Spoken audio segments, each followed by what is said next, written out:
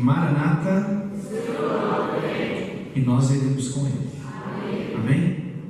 Obrigado ao Trio Almeida, mais uma vez aí com a gente, nos abençoando aí com belas canções. Obrigado a você que é nosso amigo, que está aqui presente mais uma noite.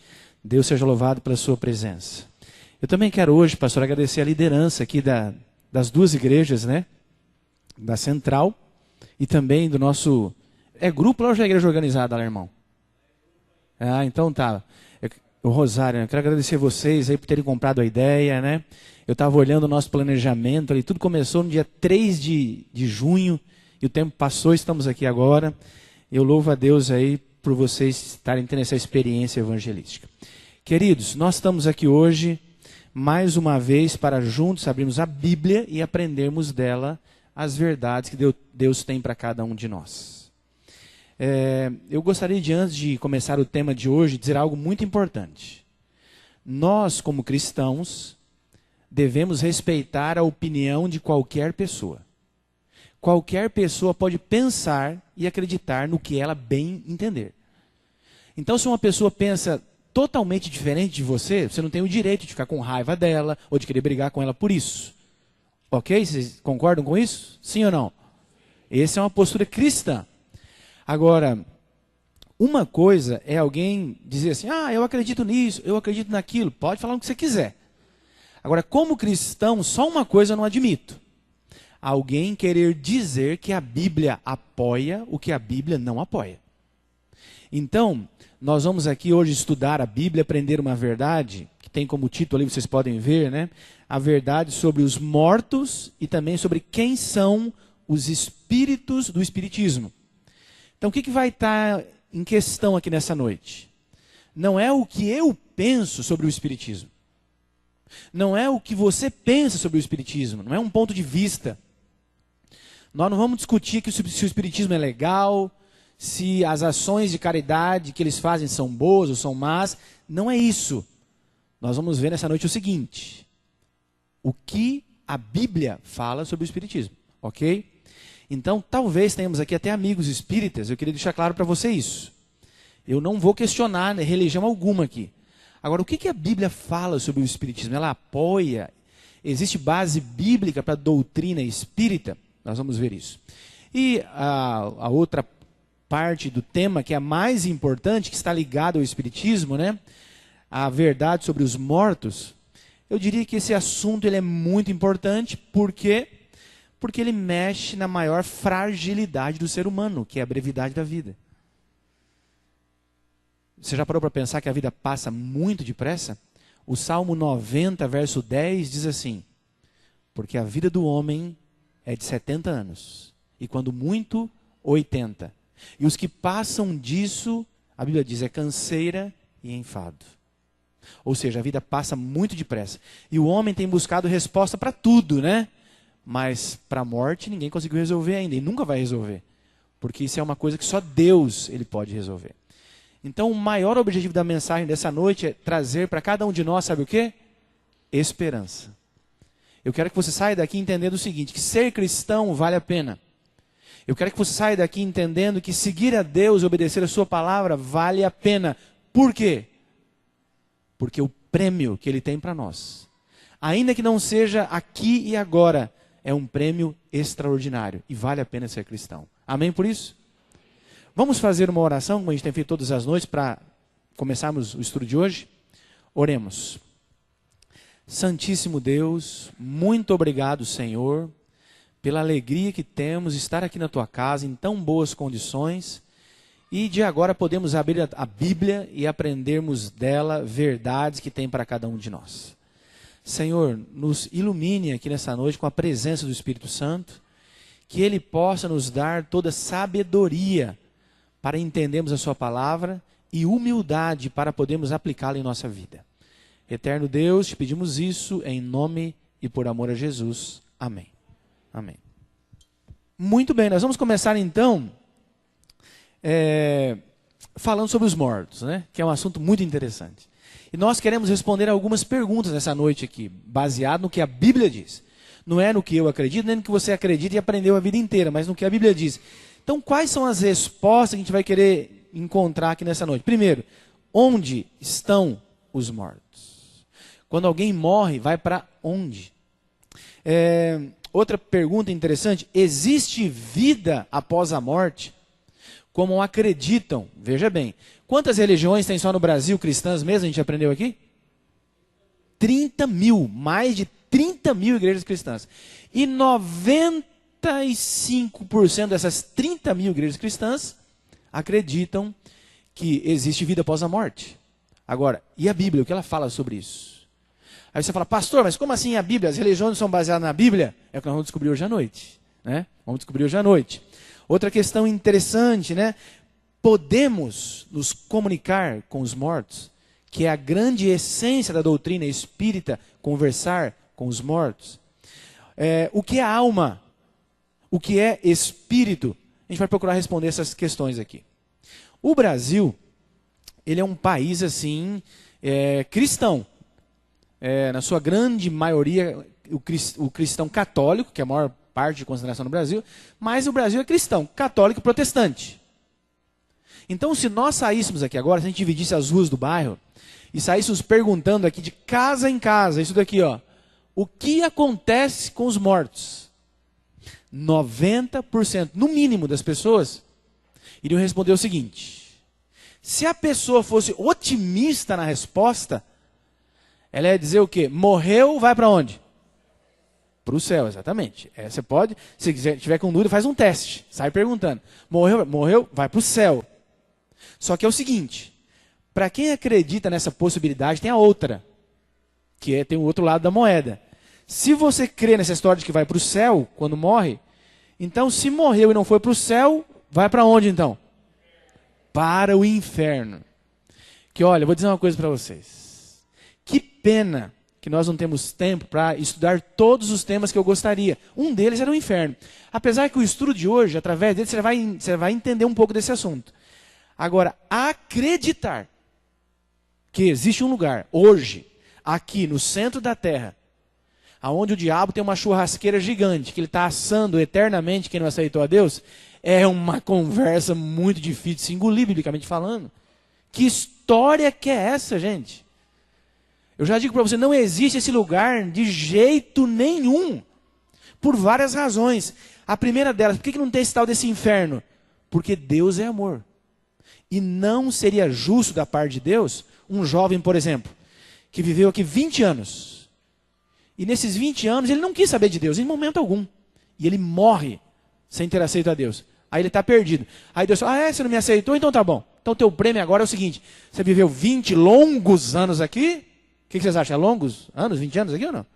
Então agora como prêmio você vai queimar eternamente, e vai ver, vai queimar mesmo, para sempre. Não tem lógica isso daí. Agora o que me impressiona é ver um evangélico. Tem evangélico que defende mais o inferno do que a cruz. Se você falar para um evangélico, por exemplo, da Assembleia de Deus, que não tem inferno, ele vai arrancar os cabelos. Onde já se viu? Claro que tem, né? Essa historinha de inferno foi uma ferramenta utilizada por Roma durante séculos para levar as pessoas a seguir a Deus pelo medo e pela mentira, porque não existe isso daí, né? É uma conversinha fiada, esse negócio que tem um lugar pegando fogo, não existe isso. A Bíblia fala sobre o inferno, fala, mas o que é isso? Não vai dar para explicar hoje, infelizmente, tá? Então, ó, morreu, vai para o céu ou vai para o inferno. Aí tem uma outra possibilidade, né? Se a pessoa for mais ou menos, né? Ela não for nem muito boa, nem muito ruim, ela vai para uma salinha VIP chamada purgatório. Ela vai fazer um cursinho no purgatório. Se ela melhorar, ela sobe. Se ela piorar, ela desce. Esse é mais um princípio. Agora, a doutrina mais divulgada hoje, que está na moda, principalmente entre as pessoas mais cultas, artistas e tal, é essa daqui.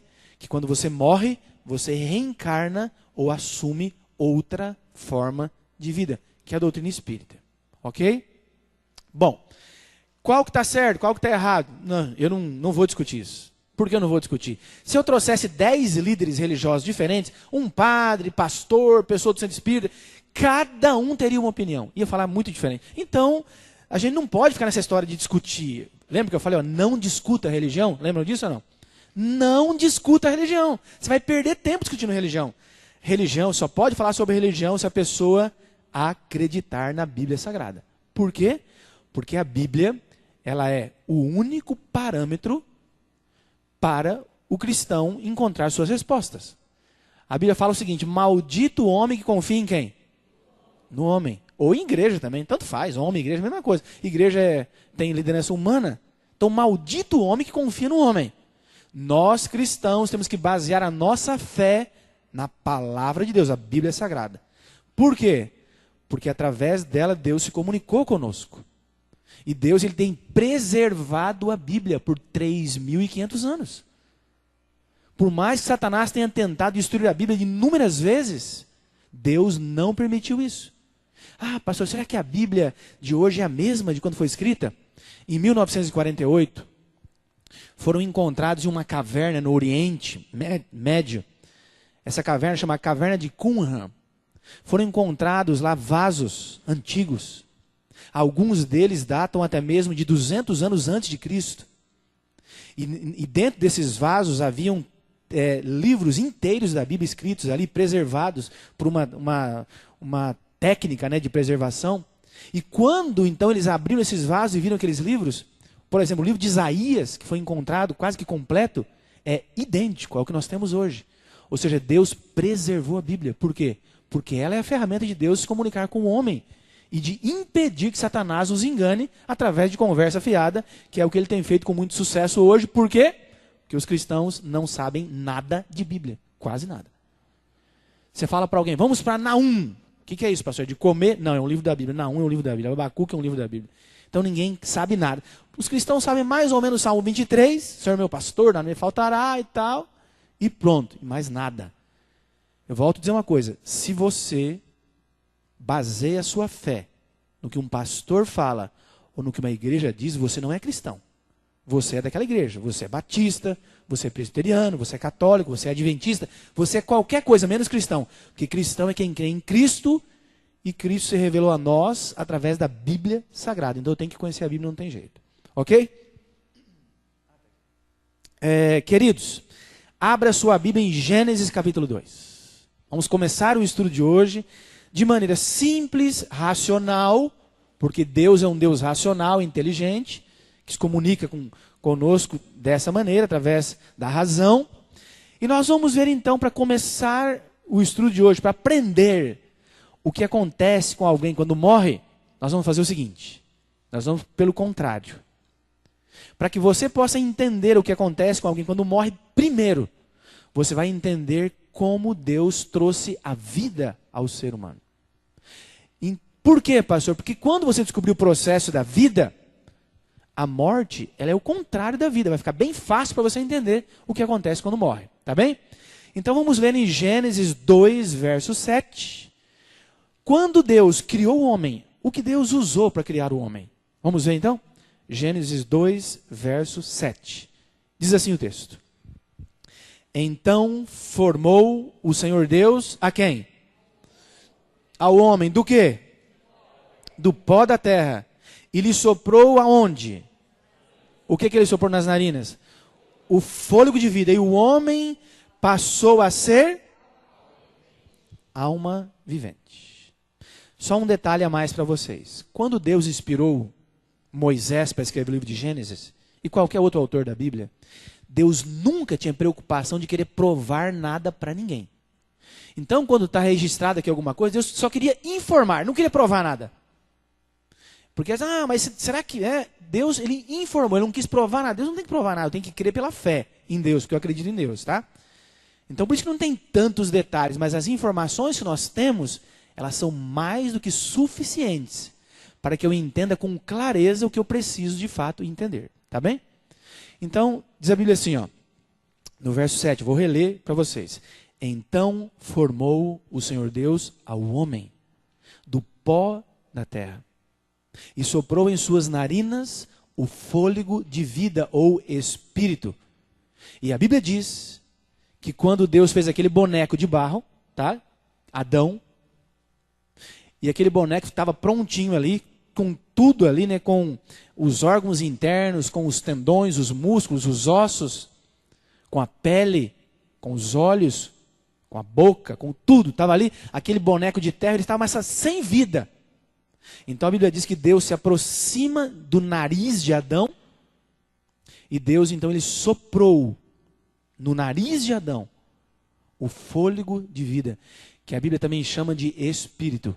E aquele boneco que estava lá paralisado, inerte, quando Deus dá a vida, o fôlego de vida, que é o espírito, aconteceu mais ou menos isso daqui. Ele estava lá paralisado, então quando Deus sopra, a Bíblia fala assim, e aí então o homem passou a ser uma alma vivente. Palavra alma. O que é uma alma? Vamos colocar aqui mais simples para você entender ali, ó. Então Deus, para fazer o homem, ele usou duas coisas: o pó da terra, o barro, e mais o espírito. Quando, segundo a Bíblia, quando o pó, que hoje é o corpo, mais o espírito, que é isso aqui, ó, que é a vida que nós temos, tampa o seu nariz e fica sem respirar por 5 minutos, 10 minutos, você vê o que acontece. Já sabe o que acontece, né? Você vai para outra.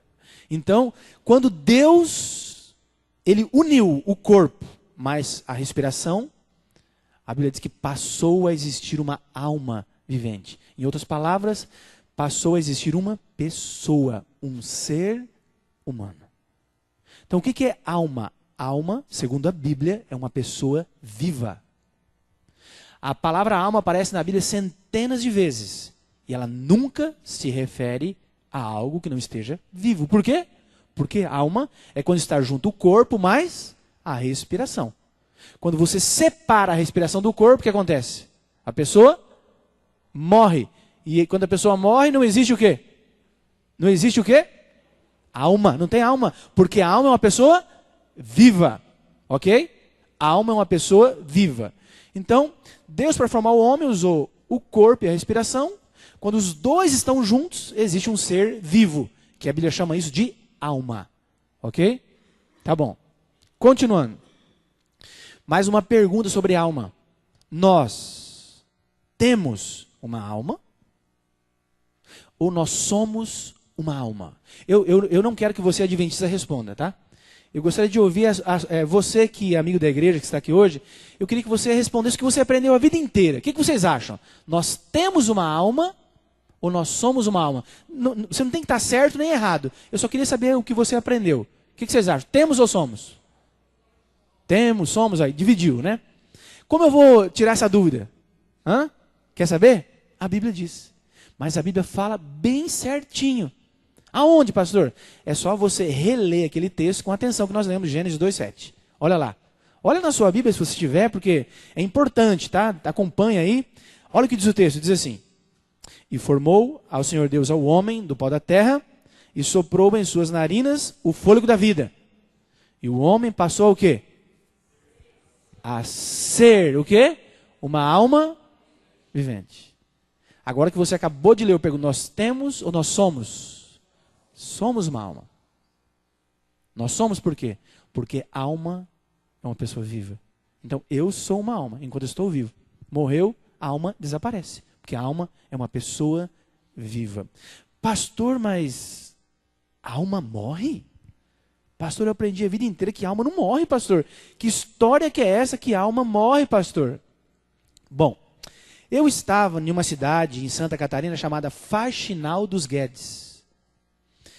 E eu estava fazendo uma série como essa, de evangelismo, mas ela era mais longa, de 60 noites. E também estava fazendo em uma tenda de lona. Nós tínhamos ali um público de 180, 200 pessoas por noite. E ali então, nessa cidade não havia nenhum adventista. Era uma cidade muito católica, não tinha nenhum adventista. A gente pregou ali durante muito tempo, né? E a gente conheceu várias pessoas. E dentre o público que estava assistindo, tinha um senhor chamado Rubens. E ele me chamou a atenção porque ele foi desde o começo, ele amava as pregações. Ele era batista. E por que ele me chamou a atenção? Ele tinha 2 filhas gêmeas, tinha 16 anos as meninas. E os 3 toda noite estavam lá. Então, quando ele aprendeu a verdade sobre a Bíblia, ele gostou. Quando ele aprendeu a verdade sobre Deus, o amor de Deus, ele gostou, concordava. Quando ele aprendeu a verdade sobre a volta de Jesus, ele amou e foi gostando de tudo. Até o dia que nós estudamos sobre os mortos. Por quê? Igual eu falei para vocês, as igrejas evangélicas e católicas acreditam na imortalidade da alma. Ou seja, que a alma não morre. Então, quando chegou a hora dessa pergunta, que eu fiz ali, tá ali, ó, alma, morre. Eu perguntei para o auditório tinha entendido, eles disseram, morre! Para quê? Esse senhor me pula no meio do auditório, gritando, alucinado, a alma não morre! Isso é mentira, a alma não morre! E eu falei, calma, seu Rubens, calma. Não, a alma não morre, isso é mentira. Eu falei, o senhor tem certeza? O senhor crê na Bíblia? Eu creio. Então vamos ler Ezequiel 18, verso 4. Estava até projetado ali, né? Olha o que diz o texto. Lógico, eu não preciso desse texto para provar, tá? Nós já vimos que a alma morre, porque a alma é uma pessoa viva. Mas olha o que diz Ezequiel 4, diz assim, ó. Eis que todas as almas são minhas. Como é a alma do Pai, assim também é a alma do Filho, é minha. E a alma que pecar, segundo a Bíblia, o quê? Essa morrerá. Aí eu pergunto para você, tá? Segundo a Bíblia, a alma morre? Morre. Opa, cadê o seu Rubens? Não morre. Não, ainda bem que não tem seu Rubens aqui, né? Veja bem, contra fatos não há? Não tem que vai falar o quê? Então você tem que tomar uma decisão. Sabe de uma coisa? Eu não vou ser cristão coisa nenhuma mais. Eu vou mudar de religião, vou jogar fora a Bíblia e vou ser de outra religião. Agora, se você é cristão, que você sai ensinando por aí que a alma não morre, você está mentindo. Você vai estar enrolando pessoas. Você vai estar enrolando pessoas em nome de Deus com a Bíblia na mão. Olha que coisa terrível. E você vai estar sendo um instrumento de Satanás. Pastor, da onde que vê essa ideia de que a alma é imortal? Bom, a ideia de alma imortal é uma ideia 100% pagã. Quem acredita nisso? As pessoas que não acreditavam em Deus como nós. Os antigos, como os egípcios, os babilônicos, os medo-persas. Todos criam na imortalidade da alma. Vou dar um exemplo só dos egípcios. Tá? Você estudou lá na escola sobre as pirâmides do Egito? Deixa eu ver quem estudou aqui, as pirâmides do Egito. Deixa eu ver as mãos aqui. Opa, quase todo mundo. Você sabe que uma pirâmide daquela tem quase 100 metros de altura? Você sabe que a base de uma pirâmide daquelas equivale a 4 quarteirões, como esse aqui? Imagina o tamanho. Você sabe que cada pedra daquela pirâmide, são várias pedras, né? Pesa mais que 100 toneladas? Imagina o tamanho. Aí eu pergunto, o que era uma pirâmide daquela? Para que servia uma pirâmide? Você sabe? Uma pirâmide daquela? Desse tamanho, com sei lá quantos metros quadrados, com centenas e centenas de compartimentos? Ela era a sepultura de um homem. O faraó. O rei do Egito. Então, quando morria o faraó, o que acontecia? Primeira coisa, os egípcios tinham uma técnica de embalsamar o corpo. Eles passavam alguns produtos lá e o corpo não deteriorava. E funcionava, gente. Daqui a pouco eu vou mostrar aqui uma múmiazinha de 3.500 anos. Está melhor que alguns de nós, com 50, 60. Até dente tem. Até dente tem a múmia. A múmia de Tutankhamon. Está lá no Museu do Cairo, no Egito. 3.500 anos. Está bem para 3.500 anos. Agora, o que eles faziam, os egípcios? Bom, morria o faraó. Então eles embalsamavam o corpo, colocavam no sarcófago, que é o caixão chiquetésimo do faraó. E aí, quando o funeral ia lá para a pirâmide, ia atrás dele uma comitiva. Estava ali o cozinheiro do faraó, estava ali o melhor músico do faraó, o psicólogo, né, o massagista, estava todo mundo ali. E todo mundo entrava bem ali, vestidinho, bonitinho. Quando chegava lá, não tinha só um lugar para pôr o sarcófago do faraó, tinha vários outros. E todo mundo entrava com um copinho, um suquinho ali dentro. Por quê? Eles iam chegar lá, cada um ia sentar na sua posição lá, e todos iam tomar aquele suquinho porque era veneno. Porque eles iam tomar aquele veneno para morrer e servir o faraó na outra vida. Esse é um conceito pagão da imortalidade da alma. Olha o camarada que eu falei aqui. Disse que eu não estou falando a verdade. Olha lá. Tem até um dentinho. Só faltava escovar um pouco mais. Mas está ali. 3.500 anos. Outra coisa interessante também, não são só os evangélicos e católicos e os egípcios que creem na imortalidade da alma. Os satanistas também acreditam que morreu não morre. Então, mais um conceito de entendimento sobre a imortalidade da alma. Bom, queridos, segundo a Bíblia, a alma não é imortal. De jeito nenhum. De jeito nenhum. Bom, vamos lá então, agora que você aprendeu o que é a vida, aprendeu o que é a alma, agora você vai aprender o que acontece biblicamente, tá? Ah, não vem com aquela história, ah, mas o pastor falou, mas a igreja. Não, biblicamente, você vai ver agora o que acontece com alguém quando essa pessoa morre. E você vai ter essa plena convicção. Abra sua Bíblia em Eclesiastes, mais ou menos no meio da Bíblia, logo depois de Salmos, tem Provérbios, Eclesiastes. Eclesiastes, capítulo 12. Eclesiastes, capítulo 12. E você vai ver mais uma vez aqui Deus explicando para você. De maneira simples. Ó, falando, ó, é isso que acontece quando morre. Olha o que diz o texto. Eclesiastes 12, verso 7. Está aqui, ó, bem simplesinho, sem rodeio, né? O texto diz assim, ó, Eclesiastes 12, 7. E o pó volte para onde? Para a terra que o... Como era? E o espírito o quê? Volta para Deus que o deu. Então, segundo a Bíblia, quando a pessoa morre, o corpo vai para onde? Para o pó da terra. Como que? Como era. E o espírito, a Bíblia diz que vai para quem mesmo? Volta para Deus que o... Como que Deus deu o espírito para o homem mesmo? De que maneira? Soprando nas narinas de Adão o fôlego de vida. Aí, você pode questionar o seguinte: pastor, tudo bem que a alma, né? A alma não vem, né? Gente, tenho certeza que tem pessoas aqui, quando era criança, né? Ficava assistindo filme de terror, especialmente esse ligado ao espiritismo, né, e tal.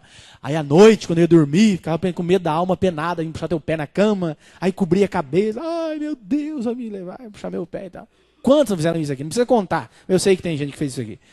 Então, a alma não vem pegar o teu pé na cama à noite. Aí você fala assim, pastor, mas o nome dessa religião que você vai falar agora não é almaritismo. Qual é o nome dessa religião que você vai falar agora? É espiritismo, pastor. É esse espírito aí que vem, que vai lá no centro espírita, que entra lá no corpo de alguém, se comunica. É esse espírito que fazia lá o Allan Kardec, o Chico Xavier escrever as mensagens. É esse espírito, pastor. Ah, é? Tudo bem. É uma possibilidade? Claro que é. Agora, o que nós vamos ver então? Por uma questão de lógica, quando vocês responderam, né? Eu perguntei como é que Deus deu o espírito para o homem. Vocês falaram como é que foi mesmo? Ele fez o quê? Você consegue imaginar Deus soprando no nariz de Adão um fantasminha entrando lá dentro? Claro que não. Ele soprou o que? Ele soprou o fôlego de vida. Mas vamos entender aqui, ó. Vamos lá, com calma. Primeiro, esse espírito que volta para Deus, ele tem consciência de alguma coisa? Esse espírito que volta para Deus, ele pensa. Esse espírito que volta para Deus sabe o que está acontecendo aqui na terra. É o que nós vamos descobrir aqui agora. Antes de ir para a Bíblia, eu quero dizer uma coisa para vocês. Para que a gente possa entender bem a Bíblia, por exemplo, para ser um pastor, me entendam, tá? Não dá para qualquer um ser um pastor, você tem que estudar para ser um pastor. Para ser um pastor, você tem que estudar algumas coisas que são básicas, para você não sair falando besteira por aí. Primeira coisa importante, você precisa ter uma noção sobre como era a vida e os costumes no dia que a Bíblia foi escrita. Na época dos apóstolos, 1.500 anos antes, na época de Moisés. Tem que saber como que era lá. O que essa expressão que a Bíblia diz aqui queria dizer 3.500 anos. Porque você pega uma expressão de 3.000 anos e quer aplicar para nós como literal. Não é assim que funciona. Você tem que estudar um pouco da história antiga. Outra coisa que você precisa ter uma noção, eu não sou um perito em línguas bíblicas, não sou. Mas você tem que ter noção das línguas que a Bíblia foi escrita. E não foi nem em português nem em inglês. A Bíblia foi escrita basicamente em duas línguas. Grego e hebraico. Você tem que ter uma noção. Porque a gente lê a Bíblia em que língua nós lemos aqui? Em português. Só que lá no original, como é que eles traduziram para o português? Será que... Bom, aonde eu quero chegar? Eu vou explicar para vocês agora...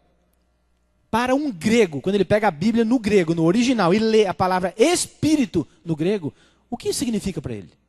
Porque a língua original é o grego. Foi traduzido para o português, mas e no grego? Por que é importante? O português ele é uma língua pobre, tá? Derivada basicamente de 3 línguas. Quais são elas? Primeiro, indígena. Vou dar um exemplo. Mogi Guaçu, Mogi Mirim. O que quer dizer isso? Vocês sabem? rio pequeno, rio grande, do indígena. Pirassununga, tem várias palavras indígenas. Várias, muitas mesmo. Agora, outra língua que o português é derivado, latim, que foi a língua do Império Romano, que dominou o mundo por mais de 600 anos. Tem muitas palavras em português que vieram do latim. Uma delas bem conhecida, religião. Pastor, como que é a palavra religião em latim? A palavra religião em latim é a palavra religare. Olha que interessante. O que o pecado fez entre Deus e o homem? Separou. A religião tem como objetivo fazer o quê entre Deus e o homem? Religar. Religare, do latim. Agora, uma outra língua que o português tem muitas palavras é o grego. A língua original do Novo Testamento. Vamos dar um exemplo, só para você ver aqui. Ó. Quando alguém tem um ataque do coração, ele tem um ataque o quê? Cardíaco. Quando você vai num médico especializado em coração, você vai no quê? Por que será? Sabe por quê? Porque a palavra coração no grego é a palavra cardia. Por isso que é ataque cardíaco. Por isso que é cardiologista. E espírito, pastor. Vamos para o espírito, que é o que interessa, né? Espírito, no grego, eu vou colocar ali. Na parte de cima está em grego literalmente. Na parte de baixo a gente chama de transliterar. O que é isso? Você dá uma portuguesada para poder ler, tá? Então a palavra que está lá no original da Bíblia grega para espírito é a palavra pneuma. E no português, que palavras vêm da pneuma? Tem muitas palavras. Vou dar umas duas aqui, três. Quando uma palavra que vem do pneuma, pneu. O que tem dentro do pneu, irmãos? Ar. Quando você tem um problema agora das vias respiratórias, você procura qual especialista? Pneumatologista. Quando você tem um problema grave no pulmão, você tem uma pneumonia. Por quê? A palavra pneuma. Então a palavra pneuma, que está lá no grego, ela aparece lá 275 vezes na Bíblia, no Novo Testamento grego. E ela foi traduzida para o português de 4 maneiras diferentes. Tá? Quais são elas? 37 vezes essa palavra, que está lá, pneuma, foi traduzida para o português como hálito. Hálito é esse, ó, é o bafo, literalmente, né? Tem a ver com a respiração. Hálito, hálito de vida. 79 vezes foi traduzida como sopro. 84 vezes como vento. Só que 75 vezes, quem escreveu em português, colocou-lhe a palavra espírito. Como o Brasil é um país predominantemente católico, né? E há muito misticismo no catolicismo. Então, quando você fala espírito, você já pensa, um paninho branco, com uma fumacinha, vamos para lá e para cá. Só que para o grego, jamais é isso. Ele vai rir da sua cara se falar isso para ele. Porque espírito para o grego é isso aqui, ó. Respiração, fôlego de vida. Espírito é isso aqui, ó. É isso. É o que Deus soprou no nariz de Adão, que fez com que ele vivesse. Quando sai a respiração, você morre. O corpo vira pó e a respiração volta para o dono da vida, que fica com ela até ou ele devolver para você ou ficar com ela para sempre, né? Que vai acontecer isso, nós vamos ver mais para frente quando que vai acontecer isso. Bom, vamos parar um pouquinho de falar sobre os mortos, vamos correr, que pena, a gente começou um pouco tarde hoje, começar mais cedo, o tema é muito comprido. Vamos falar rapidamente sobre o espiritismo. Então eu não vou ficar dando muita explicação do espiritismo, mas vamos ver o que a Bíblia fala sobre isso. Qual que é a essência da doutrina espírita? A essência é a seguinte, é que os mortos sabem mais que os vivos e eles voltam aqui, entram no corpo de pessoas vivas para se comunicar com os vivos. Essa é a essência da doutrina espírita. Vamos ver o que a Bíblia fala sobre isso. Vamos ver se dá para acreditar nela ou não. Bom, Salmo 146, verso 4. Aqui nós vemos o autor bíblico falando sobre o que acontece quando morre e para onde vai até mesmo. Olha o que diz Salmo 146, verso 4. E ele diz assim, ó, eu vou ter que correr agora com os textos, de repente você só anota aí, acompanha na tela, senão eu não vou poder esperar você encontrar todos, tá bem? Ele diz assim, no Salmo 146, verso 4. Sai-lhes o que, irmãos? O espírito, e eles tornam ao pó. E nesse mesmo dia desaparecem todos os seus pensamentos. Primeira informação bíblica sobre alguém que morreu. Segundo a Bíblia, os mortos não o quê? Pensam. Os mortos não pensam. Há uma versão católica de tradução da Bíblia, chamada Bíblia de Jerusalém, que diz assim, que eles morrem e no mesmo instante desaparecem todos os seus pensamentos. Por quê? Porque quando a pessoa morre, ela não pensa em nada. Ela não pensa. Ok? Então os mortos não pensam. Vamos agora para Eclesiastes, aquele livro que a gente leu agora há pouco. Um pouquinho para frente de Salmos. Capítulo 9, verso 5. Diz assim o texto. Porque os vivos sabem o quê? Que vão morrer. Mas os mortos não sabem coisa nenhuma. E nem tampouco terão eles recompensa. Porque a sua memória foi entregue ao esquecimento. Então, segundo a Bíblia, os mortos não têm o quê? Memória. Segundo a Bíblia, os mortos não pensam e não têm memória. Ok? Mais um texto em Eclesiastes 9, verso 10. Eu gosto desse texto, sabe por quê? Porque aqui ele é tão impressionante, e ele diz assim, ó, tudo o que te vier à mão para fazer, faze-o conforme as tuas forças. Aí ele explica para onde vai quando morre. Ele fala direto aqui, ele fala assim, ó, pois na o quê? Sepultura, para onde vais? Não há obra, nem projeto, nem conhecimento e nem sabedoria nenhuma. Então a Bíblia fala que quando morre vai para onde mesmo? Para o céu? Para o inferno? Para o purgatório? Vai para onde? Sepultura. E Deus fala, ó, se tiver que fazer alguma coisa, faz enquanto você está vivo. Porque morreu, meu amigo, já era. Segundo a Bíblia, os mortos não sabem de nada. 0.0. Não sabem de nada. Continuando. Vamos agora. Vamos ver, veja bem. Alguém pode ser espírita? Claro que pode. Qualquer um pode ser espírita. Agora, só uma coisa um espírito não pode fazer. Ele não pode dizer que a Bíblia apoia o espiritismo, que a Bíblia condena, a Bíblia detona o espiritismo. Literalmente. Ah, é, pastor? Então vamos ver então se é verdade. Vamos ver isso aqui, ó. Segundo a Bíblia, pode um morto voltar e se comunicar com os vivos? Porque é isso que acontece no espiritismo, não é? É isso. Vamos ver o que diz o texto, Jó, capítulo 7, versos 9 e 10, diz assim. Tal como a nuvem se desfaz e passa. Aquele, diz a Bíblia, que desce à sepultura o quê? Jamais tornará a subir. A sua casa. Nunca mais tornará a sua casa. Nem o seu lugar jamais o conhecerá. Aí eu pergunto para você que está com a Bíblia na mão aí agora. Segundo a Bíblia, o morto volta? Não volta. Segundo o Espiritismo, pode voltar, pode, outra religião, pode. Mas segundo a Bíblia, morreu, não volta. Jó, ele entendia bem esse assunto de morte. E ainda no seu livro, mas no capítulo 16, no verso 22, ele disse assim, ó. Porque decorrido poucos anos, eu seguirei um caminho por onde jamais o quê? Tornarei. Ó, eu vou por um caminho que não tem volta. Eu não volto. Então, segundo a Bíblia, meu amigo, morto não volta para falar com ninguém. Morto não volta. Agora vamos aprofundando aqui, que é só rápido essa parte do espiritismo, porque eu quero falar mesmo sobre a morte, que é o mais importante. Não o espiritismo em si, mas só para você entender algumas coisas. O que a Bíblia fala sobre falar com o morto? Você sabe? O que a Bíblia fala? Vamos ver então. Levíticos 19, 31 diz assim, ó. Não procurem ajuda de quem? Dos que consultam os mortos, nem dos que adivinham o futuro, para não serdes o quê? Contaminados por eles. Eu pergunto para vocês, os espíritas consultam os mortos? Sim ou não? Então, biblicamente falando, eu posso dizer assim, ó, não procure a ajuda do espiritismo. Posso falar ou não?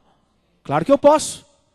Não procure. Sabe por quê? Porque se você procurar, você vai acontecer o que com você? Você vai ser contaminado por ele. Como assim, pastor, contaminado?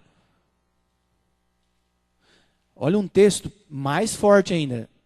Deuteronômio 18, de 10 a 12. Diz assim, ó.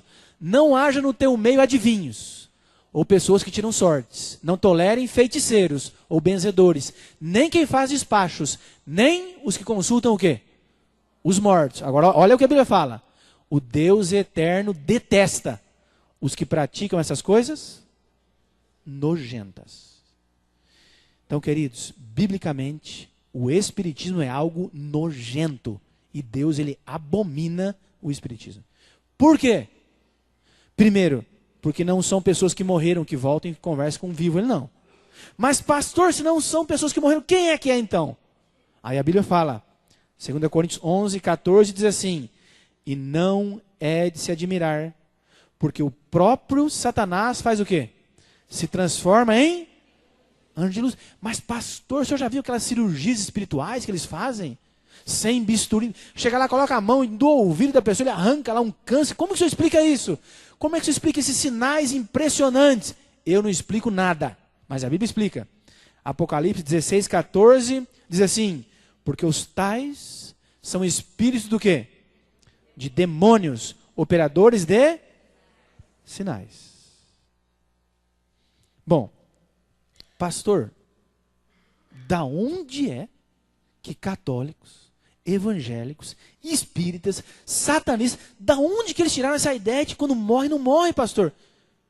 Como assim? Vamos descobrir agora? Vamos lá para Gênesis 2, 17. Aqui nós temos Deus, né? Chegando para Eva e para Adão e dando uma ordem. Deus falou, olha, eu criei esse jardim para vocês, aqui tem milhares de árvores frutíferas, comam de todas elas, mas ele falou assim no verso 17 o seguinte, ó, mas da árvore da ciência do bem e do mal, dela não comerás, porque no dia que dela comerdes o quê? Certamente morrerás. Pode comer de todas, menos dessa, porque se você comer, você vai morrer. Ok? Aí o que acontece no capítulo 3, agora, o diabo aparece. Aliás, a primeira manifestação espírita da terra foi no Jardim do Éden. O diabo entrando na serpente. E agora Eva se aproxima da árvore proibida e o diabo fala assim, coma desse fruto. A princípio, qual foi a reação de Eva? O que ela fez? O que ela falou no começo? Primeira reação. Não vou comer. Por que você não vai comer? Porque Deus disse, se eu comer, eu certamente vou morrer. Aí o diabo olha para Eva e diz assim, no verso 4 de Gênesis 3, ele diz assim, ó, então a serpente disse à mulher, certamente não morrerás. Muito bem, então vamos didaticamente entender. Deus disse para o homem o seguinte, se você pecar, você certamente morrerás. Aí o diabo chega e fala, não tem problema não. Se você pecar, você certamente não morrerás. Você quer acreditar na doutrina espírita? Você pode acreditar. Agora, fique claro uma coisa. Para o espiritismo, Deus falou a mentira e o diabo falou a verdade. Então, você é livre. Se você quiser acreditar no diabo, fique livre. Lógico, se você crê em Deus, se você crê na Bíblia, se você não crê também, eu respeito a sua opinião. Eu sou um pastor cristão, eu não posso discutir ponto de vista. A única coisa que eu posso falar para você é sobre a Bíblia, porque é a base do cristianismo. Então, não tenho nada contra religião nenhuma. Eu quero que fique claro isso, é importante isso daqui. Só estou mostrando o que a Bíblia diz. Pastor, mas pastor, como é que funciona então se quando morre não sabe de nada, se quando morre, morre mesmo? O que acontece, pastor, quando morre? Bom, nós vamos agora para o Salmo 13, verso 3. Nós vamos descobrir agora como é que a Bíblia chama a morte. Então, quando você descobrir como a Bíblia chama a morte, você vai falar, agora eu entendi o que acontece quando morre, pastor. Agora eu entendi, né? Então, o Salmo 13, verso 3, diz assim, atente para mim, responde-me, Senhor Deus meu, ilumina-me os olhos, para que eu não o quê? Durma o sono da morte. Queridos, biblicamente, quando a pessoa morre, ela morre. Morreu, tinha até um personagem, morreu. Quando a pessoa morre, o que acontece? Ela vai entrar em um sono profundo, em um estado de total inconsciência. A primeira pessoa que morreu, que foi Abel, quando Jesus voltar e Abel abrir os olhos, O tempo de espera dele será o mesmo de uma pessoa que morreu hoje. E quando Jesus voltar, ela abrir os olhos. Por quê? É só você deitar hoje e acordar amanhã, o que você vai ter visto passar? Nada. Porque a morte, quando a pessoa morre, ela está em repouso. Inclusive os maus. Inclusive o senhor Adolf Hitler, que matou milhões e milhões de pessoas. Ele não está queimando em lugar nenhum. Ele está no pó da terra, descansando em total estado de inconsciência. Por quê? Porque não chegou a hora do juízo. Não chegou essa hora. Então ele está lá descansando na sepultura. Assim como todas as pessoas que morreram. Com exceção de 3. Que a Bíblia cita nominalmente. A gente vai falar já já sobre essas pessoas. Bom, existem 263 versos da Bíblia que dizem que a morte é um sono. Principalmente quando fala, por exemplo, e Davi dormiu com seus pais, e Salomão dormiu com seus pais. Por quê? Porque segundo a Bíblia, a morte é um sono. Eu vou ler 2 versos apenas. O primeiro é Daniel 12, verso 2, que diz assim, Daniel falando dos mortos, ele disse, muitos dos que o quê? Dormem no pó da terra. Ele estava falando dos mortos. O apóstolo Paulo, em 1 Coríntios 15, 18, referindo-se aos mortos, ele disse, os que, o quê? Dormiram no Senhor. Bom, pastor, se você é católico agora, eu estou preocupado, pastor. Outro dia alguém me perguntou na entrada, por que você não fala de Maria? Eu falei, por quê? Não sei, Maria é uma pessoa tão especial para nós, uma pessoa incrível, maravilhosa, que nós amamos Maria. Agora, você deve pensar no católico, pastor, e agora? Maria, pastor, Maria está no céu ou não está no céu? O que vocês acham? Está ou não está? Maria não está no céu.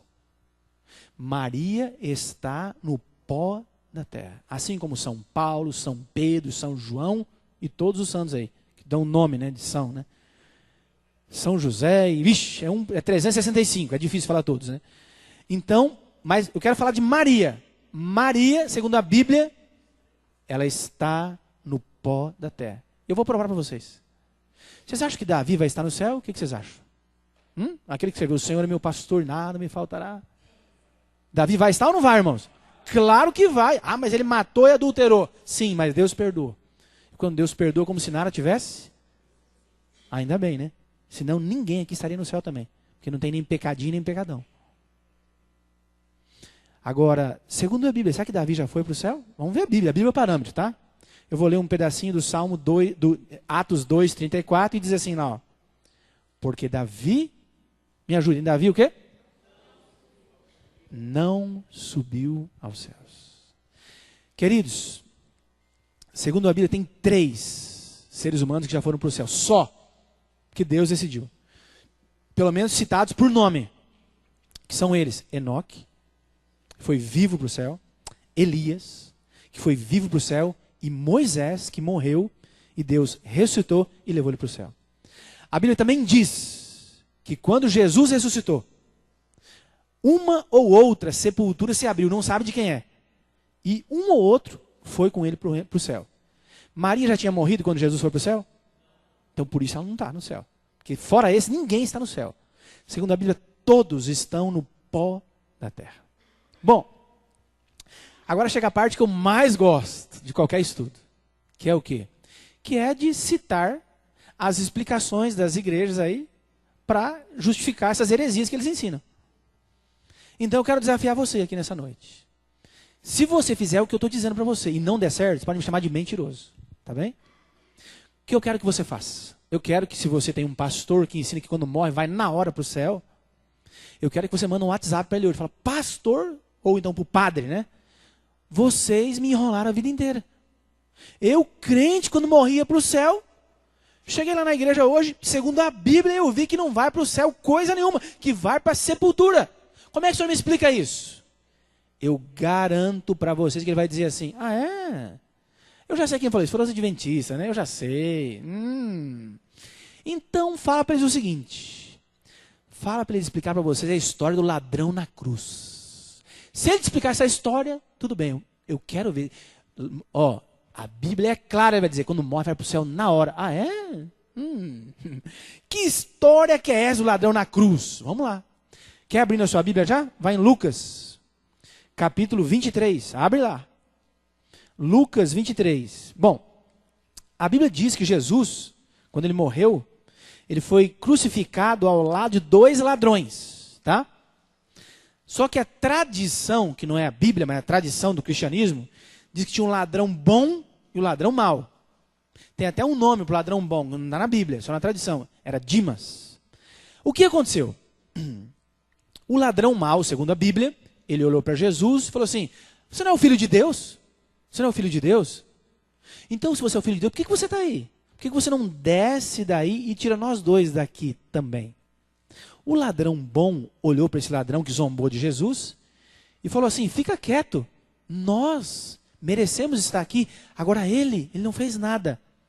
E depois de repreender o ladrão mau, o ladrão bom olha para Jesus e faz um pedido. Que pedido foi esse? Vamos ver? Lucas 23, 42.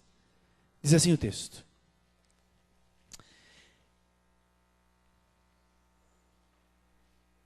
Lucas 23, 42. E acrescentou, Jesus, lembra-te de mim quando o quê? Entrares no teu reino. Tem 3 versões. Uma diz, quando vieres no teu reino, quando entrares no paraíso, e uma fala, quando estiver no céu, literalmente. Então, esse foi o pedido. Ele repreendeu, falou, Jesus, por favor, eu sei que eu fui um miserável, eu acredito em ti, então eu quero te pedir uma coisa, quando o Senhor estiver no céu, o Senhor pode me levar? Esse foi o pedido que ele fez. E Jesus respondeu. No verso seguinte, que é o 43, e ele disse assim, Jesus lhe respondeu, em verdade te digo o quê? Que hoje estarás comigo no... Tá vendo? Eu não falei para vocês que os adventistas são os hereges, que quando morre vai na hora para o céu. Jesus, você quer ir para o céu? Então tá, eu te digo uma coisa, hoje você vai comigo para o paraíso. Amém, irmãos? Amém, coisa nenhuma, porque não foi para o paraíso coisíssima nenhuma, é uma pegadinha, irmão, que eu fiz, tá? Não fica triste não, é uma pegadinha. Amém, coisa nenhuma. Como assim, gente? Se esse texto estiver certo, o que eu faço com os mais de 30 que eu já li que falam o contrário? Eu vou comer aqueles textos? Eu vou rasgar, vou jogar fora? Não existe isso, irmãos. Bom, então tá. Então, para que esses pastores, tá? Eu vou citar alguns nomes porque é verdade. Pastor da Assembleia de Deus, da Quadrangular, da Deus é Amor, da Batista, da Presbiteriana, todos ensinam isso. Quando morre vai para o céu. O padre ensina isso. Então, para que tanto pastores quanto padres não sejam mentirosos, e se eles forem mentirosos, eles são filhos do demônio, que a Bíblia fala isso, né? O diabo é o vosso pai, ele é o pai da mentira.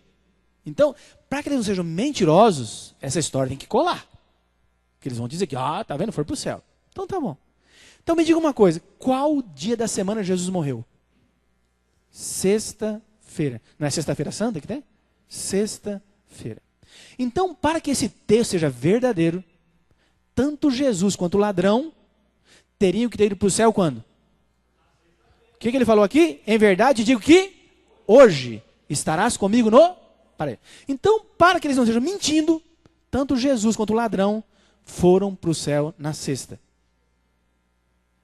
É possível isso ou não? Vamos ver agora aqui, ó. Vamos lá. Então, a primeira pergunta. A irmã até tocou aqui, ó. Primeira pergunta. Jesus foi para o céu na sexta? Vamos descobrir. Aonde? João, capítulo 20. Deixa marcadinho em Lucas, a gente vai voltar depois em Lucas, tá? Para você não perder esse texto aí. João, capítulo 20. Vamos lá. Vamos ver se Jesus foi para o céu na sexta. João, capítulo 20, nós vamos ler a história aqui de Maria Madalena. Maria Madalena, no primeiro dia da semana, no domingo, de madrugada, ela foi até a sepultura que Jesus tinha se colocado. Ele foi sepultado na sexta e ela foi no domingo lá. Quando Maria chegou na sepultura, a Bíblia diz que a sepultura tinha uma pedra enorme que tampava a entrada e essa pedra havia sido tirada. E agora então Maria começou a chorar. E falou assim, roubaram o corpo do mestre, porque alguém tinha roubado, né? E quando ela estava chorando, ela escutou uma voz. E a voz dizia, Maria. E ela conhecia aquela voz. E quando ela vira e olha, quem estava falando com ela? O próprio Jesus. Se fosse você, qual seria a sua reação naquele momento? Você visse Jesus ali ressuscitado. O que você queria fazer? Eu ia querer abraçar. E Maria quis fazer isso. E quando ela se aproximou para tocar de Jesus, ele falou, espera um pouquinho, vamos ver o que ele falou? João 20, verso 17. Diz assim o texto. Ele disse, recomendou-lhe Jesus, não me toques, porque ainda não o quê? Subi para o meu Pai, mas vai ter com os meus irmãos e diz-lhes, subo para o meu Pai, vosso Pai, para meu Deus e vosso Deus. Falou, Maria, não me toque, sabe por quê? Porque eu não fui para o céu ainda. Para quem não acredita no sábado, também mais uma informação interessante. Jesus morreu na sexta, descansou, segundo o mandamento, no sábado, ressuscitou no primeiro dia da semana e foi recebido em glória e majestade como vencedor do pecado no céu no domingo, só no primeiro dia da semana. Até lá ele não tinha ido para o céu, ele estava na sepultura descansando. Aí eu imagino a cena, ele chegando no céu. Chega lá, ele encontrou o ladrão, né? Ele foi na sexta. Ele fala, rapaz, me desculpe, eu me esqueci que eu só vinha no domingo. Eu falei que nós vamos chegar na sexta, mas eu só vinha hoje. É que eu peguei Alzheimer na terra e desculpe, me perdoa, tá bom? O importante é que você está aqui, não é? Amém? Não, irmão, nada de amém. Que história que é essa? Ô pastor da assembleia, ô pastor de qualquer, ô padre, como você me explica isso, seu mentiroso? Você não tem vergonha na cara de mentir para as pessoas? Devia ter vergonha na cara de pegar a Bíblia e mentir para as pessoas. Agora, o pior não é isso, não, o pior não é isso. O pior vem agora. E o ladrão? Será que ele morreu na sexta, pelo menos? Será que ele morreu? Vamos descobrir. Bom, João, capítulo 19. Vamos para João, está pertinho aí, colado. Antes de falar os versos, eu vou dizer o seguinte. A morte de cruz, irmãos, era a maior humilhação da época. Não tinha nada pior que a morte de cruz. Nada, era muita humilhação. Por quê? Só eram mortos por essa morte as pessoas mais abomináveis, aqueles que eram o lixo da sociedade. Como que era a morte de cruz? Primeira informação importante da humilhação. A pessoa, quando era crucificada, ela era crucificada totalmente nu.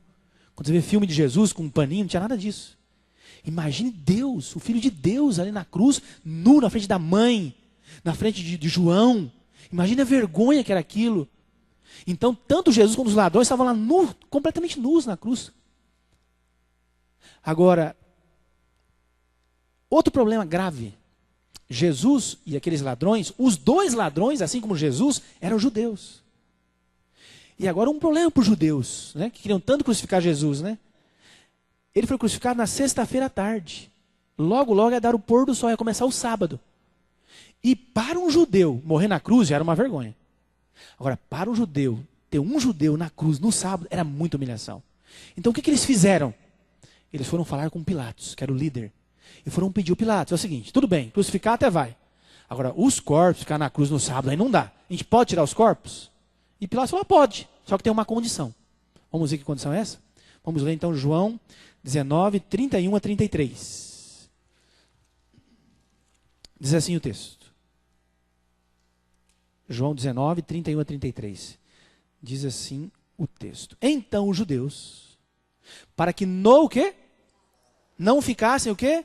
Os corpos na cruz, visto como era a preparação, pois era grande o dia daquele sábado, rogaram a Pilatos que fizesse o quê? Que se lhes quebrassem as pernas e fossem o quê? Tirados. Os soldados foram e quebraram as pernas ao primeiro e ao outro, que com ele tinham sido crucificados. Chegando-se, porém, a Jesus, como vissem que já estava o quê? Morto, não lhes quebraram as pernas. Por que eles quebraram as pernas dos que estavam vivos para tirar eles da cruz? Você sabe? Pelo seguinte, não. Porque eles iam ser tirados da cruz no sábado. Só que segundo a arqueologia, que é uma ciência que estuda o passado, confirmado a morte de cruz, ela levava no mínimo 3 dias. E poderia durar até 6 dias. Por quê?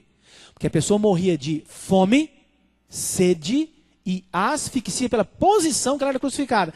Ela era crucificada de uma maneira tão difícil para respirar, para ela ficar sofrendo ali e sendo humilhada. No mínimo 3 dias, podia durar até 6 dias. Por que quebraram as pernas dos que estavam vivos? Para que eles não fugissem, porque quando terminasse o sábado, eles iam voltar para onde? Para a cruz, até morrer. Então os ladrões nem morrer, eles morreram de segunda, e podia até quarta-feira que eles morreram. Então nem Jesus, nem o ladrão, ninguém foi para o céu, coisa nenhuma. Pastor, como o senhor explica o texto, então, esse texto aí, pastor? Ó, em verdade, digo que hoje estarás comigo no paraíso. Bom, vamos lá. Você está com a Bíblia nas suas mãos aí, eu vou dizer uma coisa para você. Não existe uma Bíblia adventista, não tem Bíblia adventista. Você sabia disso, que não tem Bíblia adventista? Nós, no Brasil, nós temos duas grandes frentes que traduzem a Bíblia do original para o português. Quais são elas? Primeiro, a Igreja Católica. E na minha opinião, a Bíblia mais fiel ao original na tradução é uma Bíblia católica chamada Bíblia de Jerusalém. Ela é muito boa, porque ela traz ali o texto bem original. Ela é difícil de entender porque é um português bem antigo, tá? Então a Igreja Católica traduz a Bíblia do original para o português. E outra que faz, que a maioria de vocês está com essa Bíblia na mão. Quem traduz é a Sociedade Bíblica do Brasil, que é composta por quem? Por líderes das mais tradicionais igrejas protestantes, batista, presbiteriana, etc. O que tanto evangélicos, protestantes, têm em comum como católicos quando morre? Na cabeça deles, quando morre, vai para onde? Para o céu, ou para o inferno, ok? Então, queridos, entenda uma coisa. A Bíblia, no original, ela não tinha ponto nem vírgula, nada, era o texto corrido. Mas, pastor, como que você entendia isso? Você entendia pelo contexto. Agora, com o passar dos anos, foi se perdendo. Tá muito difícil de entender. Então, o homem resolveu colocar ponto e vírgula. E vocês sabem que um ponto ou uma vírgula em uma frase pode mudar o sentido totalmente da frase. Então, o que eu quero explicar para você? Eu quero explicar esse texto no original, tá? Primeiro, aquela preposição ali, que, te digo que, ela não existe no grego, tá? Não tem. Então eu vou tirar a preposição que. Não existe. Você vai ver que não vai mudar nada praticamente. Vamos ler sem a preposição. Olha lá. Diz assim, ó. Jesus lhe respondeu, em verdade te digo, o quê? Hoje estarás... Bom, pastor, então se estendia pelo contexto, como é que faz? O que o contexto nos diz até agora? Que tinha como ele ser para o céu na sexta-feira? O contexto até agora? Impossível. Agora, se eu colocar a vírgula em um lugar específico, muda a frase? Vamos dar uma olhada se muda a frase? Vamos dar uma olhadinha. Vamos colocar uma vírgula ali, ó. Vamos ver se ela chega. Chegou. Vamos ler com a vírgula agora num bom português, tá bem? Vamos ver se mudou o sentido da frase. Está lá, ó. Jesus lhe respondeu, em verdade te digo hoje, vírgula, o quê? E aí, mudou ou não? Mudou tudo. Ele falou assim, ó, ladrão, você quer ir para o paraíso? Eu quero. Então eu afirmo para você hoje, quinta-feira, sexta-feira aqui, ó. Você estará comigo no paraíso. Quando, pastor? Quando? A Bíblia fala. Eu leio 1 Coríntios, capítulo 14, verso 22 e 23. E aqui o apóstolo Paulo, falando sobre os mortos, ele disse assim, ó. Porque assim como em Adão todos morrem, assim também todos serão o quê? Vivificados em Cristo. Cada um, porém, por sua própria ordem. Cristo, ele foi o quê? As primícias que ressuscitou. Depois, os que são de Cristo, quando? Na sua vinda. Quando é que os mortos vão ressuscitar e vão para o céu? Quando Jesus voltar pela segunda vez. Nós vamos estudar esse assunto amanhã, que é um assunto lindo e maravilhoso. Então, Maria, Abel, Adão, Eva, Noé, eles vão para o céu? Vão. Quando? Quando Jesus voltar. Eu quero terminar lendo o último texto de hoje, que é 1 Tessalonicenses, capítulo 4, versos 13, 14 e 18. Tem um fundinho musical aí? Podia me ajudar? Que diz assim, ó. Talvez não está, agora pode estar no próximo slide. Que diz assim, ó. Não queremos, porém, irmãos, que sejais o quê? Com respeito a quem? Para que não vos entristeçais como os demais que não têm esperança. Pois se cremos que Jesus morreu e ressuscitou, assim também Deus, mediante Jesus, trará em sua companhia os que dormem. E ele termina dizendo assim, ó.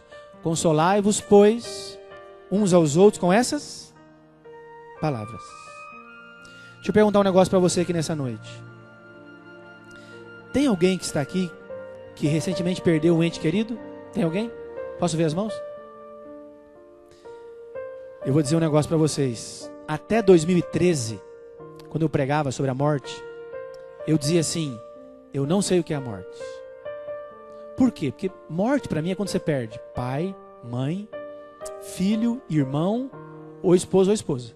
É muito próximo. E eu não sabia o que era morte. Mas em 2013 eu perdi meu pai. Com 63 anos, ele teve um AVC, isquêmico, hemorrágico, e em alguns minutos ele morreu. E eu sou o filho mais velho, sou pastor, e eu que preguei no funeral do meu pai. Pensa que situação. O caixão estava aqui assim, na igreja. A igreja era um pouco maior do que essa. Meu pai trabalhou 20 anos em uma empresa, tinha mais de 3 mil funcionários, muitos amigos. Meu pai tinha 12 irmãos. Imagina as pessoas ali. A família do meu pai, ela imaginava que era cristã, né? Porque eles diziam que eram cristãos, iam na missa, na igreja, mas não conheciam nada de Bíblia. Aí o que aconteceu? Uma tia minha desmaiou na beirada do caixão, gritando, desesperada. E eu olhando aquela cena e vendo as pessoas chorando, os meus filhos chorando, a minha mãe chorando, minha irmã chorando, meu irmão chorando, e eu ali. Eu quero confessar uma coisa para vocês. Eu tenho um filho, já é moço hoje, tem 21 anos, mas na época ele tinha 14 anos. E meu filho então, quando terminou o funeral do meu pai, porque ele não me viu chorar, nem ficar desesperado, nada disso. Ele chegou para mim e falou assim: pai, eu acho que pela primeira vez eu aprendi quão importante é ser um cristão. Falei: por quê, filho? Porque nem a morte é um problema para nós. Eu olhava para meu pai ali e via aquele corpo ali que ia virar pó, mas eu olhava para ele com a plena convicção que um dia isso aqui vai acontecer. A sepultura que meu pai foi colocado, ela irá se abrir, a Bíblia diz. E eu vou então abraçar o meu pai, com a certeza que nós nunca mais iremos nos separar. Amém por isso? Quero convidar o trio agora. Elas vão cantar uma linda canção no final. Queridos, eu estou falando com pessoas aqui que estão estudando a Bíblia, que estão aprendendo as verdades sobre Deus, a sua palavra, que estão aprendendo que existe um prêmio que é a vida eterna, mas que para que você possa ganhar esse prêmio, você precisa hoje entregar sua vida a Jesus.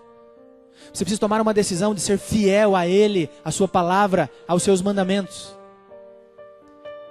E eu queria muito fazer um apelo para que você que está estudando a Bíblia, e tem muita gente aqui que só falta uma coisa: tomar uma decisão de dizer: Senhor Deus, eu acredito na Bíblia, eu creio nos princípios cristãos e eu quero viver de acordo com esses princípios. Senhor, olhe para a minha vida, faça uma pesquisa na minha vida, e se alguma coisa tiver que ser mudada, Senhor, me mude, porque eu quero muito um dia estar contigo no reino dos céus. Se você, que é amigo da igreja, que está estudando a Bíblia, que se afastou dos caminhos de Deus, nessa noite, sentir esse desejo de entregar sua vida nas mãos de Deus, eu queria orar por você. Enquanto elas estiverem cantando, se você quiser tomar essa decisão, eu queria convidar você que ficasse em pé e viesse aqui à frente. Eu quero muito orar por você, colocando a sua vida e a sua decisão nas mãos de Deus. Que Deus te abençoe. Amém.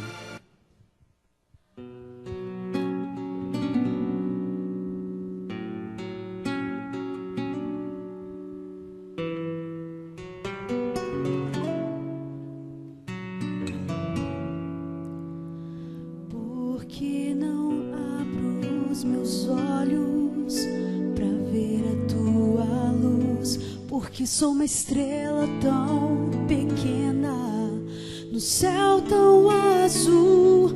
Porque não entrego totalmente o meu coração?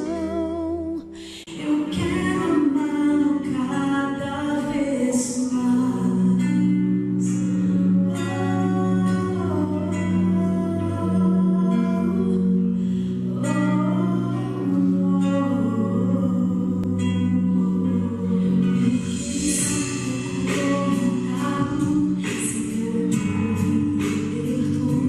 O que eu tenho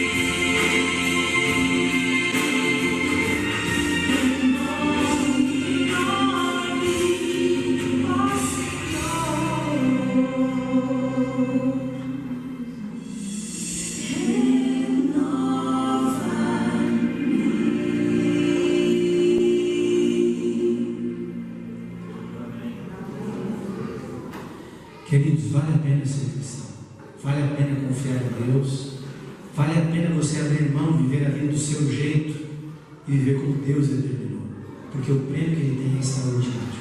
Que cada um de nós possamos ter essa visão clara, possamos confiar em Deus, depender dEle, e um dia então recebemos esse prêmio incrível, que será uma vida maravilhosa e um lugar perfeito. Vamos lá. Santíssimo Deus, obrigado, Senhor, porque apesar de vivermos um mundo de dor, de sofrimento, de angústia, a Tua palavra nos promete que esse mundo, nas condições que o conhecemos, tem os dias contados. Obrigado, Senhor, porque o Senhor em breve irá voltar a esse mundo e estabelecerá um reino eterno e perfeito, aonde nós, juntamente com as pessoas que amamos, poderemos viver ali para sempre ao Teu lado. Mas, Senhor, para que essa promessa se cumpra em nós, nesta noite, colocamos a nossa vida nas Tuas mãos. Queremos lhe dizer que acreditamos em Ti, que cremos na Bíblia, que confiamos no Teu amor por cada um de nós e que decidimos entregar nossa vida nas Tuas mãos. Senhor, conduza a nossa vida, dirija pelos melhores caminhos e que seja feita a Sua vontade. Em especial, Senhor, eu quero pedir para essas pessoas que vieram à frente. Elas estão aprendendo as verdades da Tua palavra e ao ouvirem aqui, elas estão dizendo simbolicamente que aceitam a Tua palavra e que desejam viver uma vida de acordo com a Sua vontade. Eterno Deus, obrigado por estar conosco nesse culto. Nos conduz em segurança para nossos lares nesse momento. Amanhã nos dê um dia feliz e amanhã à noite, mais uma vez, nos traga aqui para juntos aprendermos mais uma verdade da Tua palavra. É o que lhe pedimos em nome